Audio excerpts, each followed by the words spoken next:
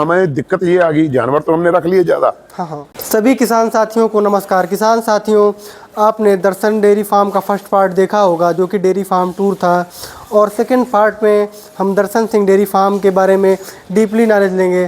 तो आइए मिलते हैं सर से और डिस्कशन करते हैं। नमस्कार सर। नमस्कार जी। सबसे पहले हम बात करेंगे दर्शन डेयरी फार्म की शुरुआत कैसे हुई सर? जी, ये एक्चुअली क्या, हम जो बिलोंग करते हैं वो पंजाब से करते हैं। अच्छा। पंजाब से बिलोंग करते हैं। वहाँ हमारा डेयरी फार्म है। जब डिवाइडेशन हुई थी उसी टाइम का हमारा वहाँ पे डेयरी फार्म है।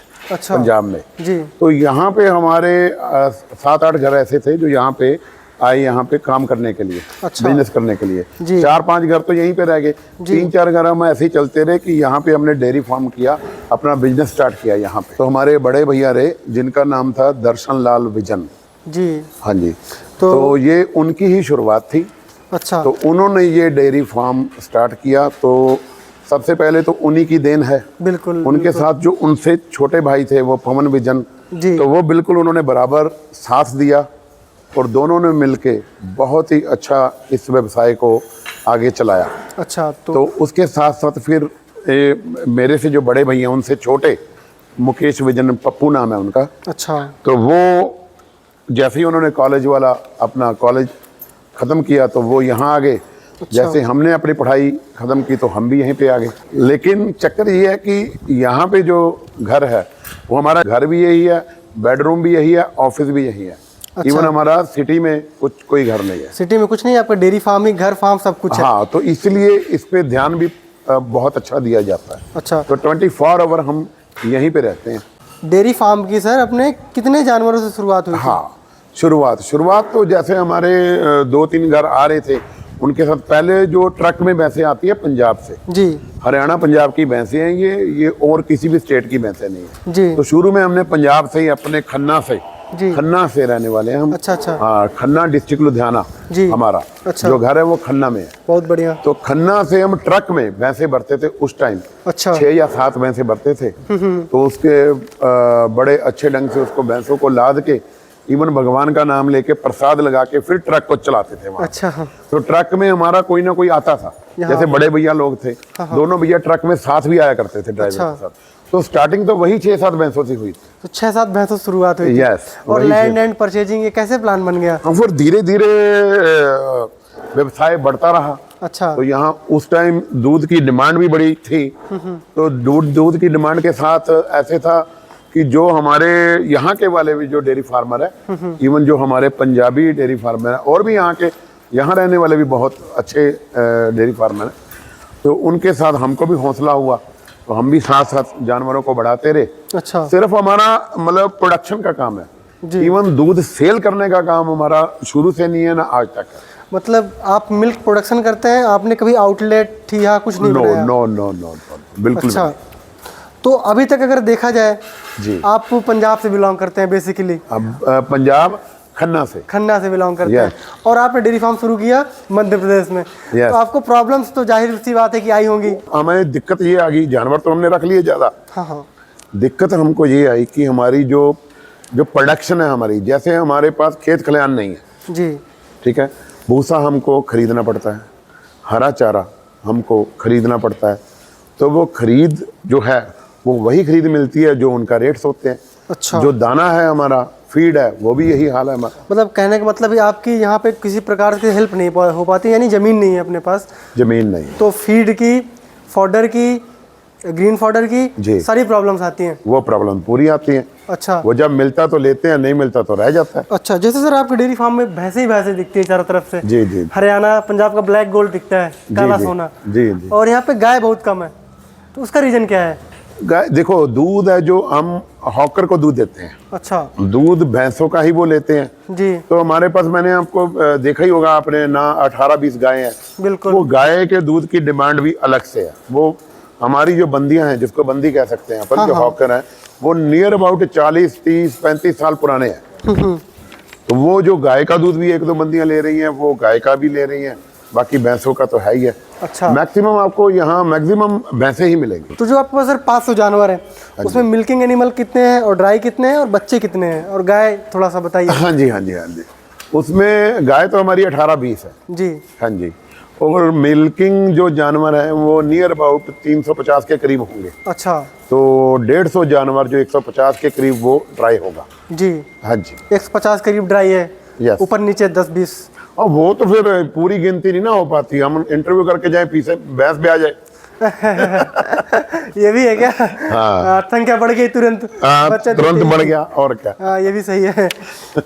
जो हम भैंसों को दाना डालते हैं वो अपना खरीदते हैं, जैसे बनोला खली, सरसों की खली, राइस पॉलिश, राहर चूनी, उड़दा चूनी, चना चूनी, मैसूर चूनी, मक्की, जवा, गेहूं, ये 12 तरह का दाना, इसको हम अलग अलग उसी टंकी में एक तरह से इकट्ठा करके उसको फीड बनाते हैं। वो लड़के उसके मेहनत करके उसको बराबर काट के वो भैंसों के लिए तैयार होता है। अच्छा, जो आपने इतनी लंबी लिस्ट बता दी, कैसे आप पूरा मैनेज करते ये हैं? जो फीड रहती है ये दोनों टाइम, जैसे 2 मिल्किंग होती है दोनों टाइम।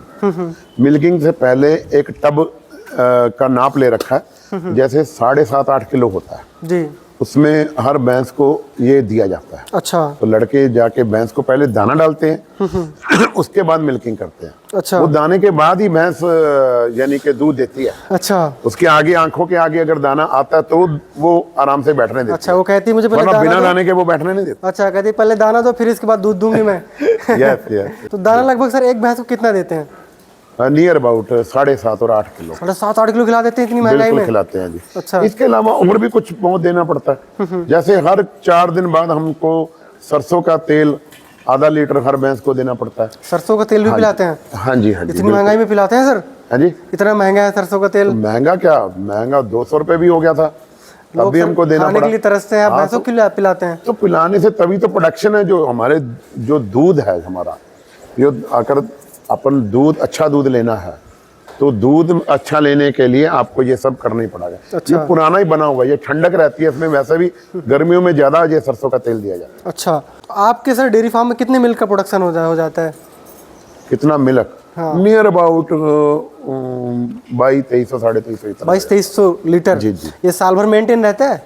नहीं, कभी भी नहीं रहता जी। किस रेट से दूध बिक रहा है? हमारा दूध जो शहर में अभी 66 रुपए लीटर है। 66 रुपए लीटर? हाँ जी। तो हम हॉकर को दूध देते हैं, हम तो बेचते नहीं है। हाँ हाँ। तो उनको कमीशन देना पड़ता है, हमको अच्छा। 2.5 रुपए 3 रुपए कमीशन भी देना पड़ता है। हाँ हाँ। वो कमीशन साल भर हमारा ये है, कॉन्ट्रैक्ट हमारा साल भर का रहता है। हाँ हाँ। हमारा नहीं, सभी का। सभी का जितना हब है सबका ऐसे ही है कि साल भर का दूध बिक जाता है। क्या संदेश देना चाहते हैं? वो संदेश ये है, मेहनत इसमें बहुत ज्यादा है। अच्छा। बहुत ज्यादा मेहनत है। तो अब जितनी लागत है, क्योंकि भैंस का जो रेट है हाँ हाँ। वो भी ना करते करते 1,40,000 से 1,50,000 1,60,000 इसमें तो अच्छी भैंस मिलती है आपको। सही है। 1.5 लाख से। हाँ हाँ। जैसे तो भैंस का रेट आपको इतना लगाना पड़ता है, उसके बाद आपको क्या है, जो हर चीज खरीदनी पड़ती है। भूसा खरीदना है, हरा चारा खरीदना है। अच्छा, दाने का रेट है, जो मैंने आपको 12 तरह का दाना गिनवाया, इसके रेट्स अलग अलग टाइम पे बढ़ते रहते हैं। मैक्सिमम महंगाई जब हमारे लिए बढ़ रही है, करियाने की दुकान में बढ़ रही है तो यहाँ भी तो बढ़ी रही है। हाँ, दाल, अगर दाल बढ़ रही है तो दाल की चूरी बढ़ रही है। मक्की का आटा जो है या ये गेहूं का आटा बढ़ रहा है तो गेहूं हमारे लिए भी बढ़ रहा है, इनको भी डालनी है हमको। महंगाई ज्यादा होने की वजह से अब काम तो कर रखा है और तो और काम कर नहीं सकते हम, तो इसी को मेंटेन करके हम चला रहे हैं। तो मैं बता रहा था कि संदेश तो यही है कि जैसे हम जहाँ पे अभी यहाँ पे बैठे हैं, यहाँ लेबर की बहुत ज़्यादा दिक्कत है। इवन सबसे बड़ी बात यह है जो बाहर नहीं पता होती। बाहर कैसे है, मतलब कई बीमारियां ऐसी हैं भैंसों की जो जानवरों को, जैसे अभी एक भैंस को हुई, रात को सोए तो सुबह 40 को हो जाएगी। ठीक है, उसके लिए पूरा अपने को डॉक्टर हायर करने पड़ते हैं बराबर जी। और दूसरी बात ये रहती है, दवाइयाँ भी बहुत लगती हैं। तो कुल मिलाकर जो बात है भी इसमें ये बात है कि मेंटेन बहुत ज़्यादा करना पड़ता है। अच्छा। हाँ। तो लगभग सर आपको कुछ इनकम होती है कि बस सर कमाते हैं इन्हीं में लगाते हैं? देखो, इन्हीं में लगा के तो इतना साम्राज्य खड़ा किया, पहले तो इनको देख रेख के लिए हमको लगाना पड़ता है, फिर उसमें से निकालना पड़ता है। लेकिन वो मैंने पहले भी आपको बताया कि अभी आजकल एट पार ही काम चल रहा है, क्योंकि लागत बहुत ज़्यादा जी। तो ठीक है सर, बहुत बहुत धन्यवाद जो आपने समय निकाल कर आपने महत्वपूर्ण प्रश्नों का उत्तर दिया और अपना अनुभव बताया। हाँ जी भैया, जैसे आपने पूछा मैंने उसी तरह से जवाब दिया।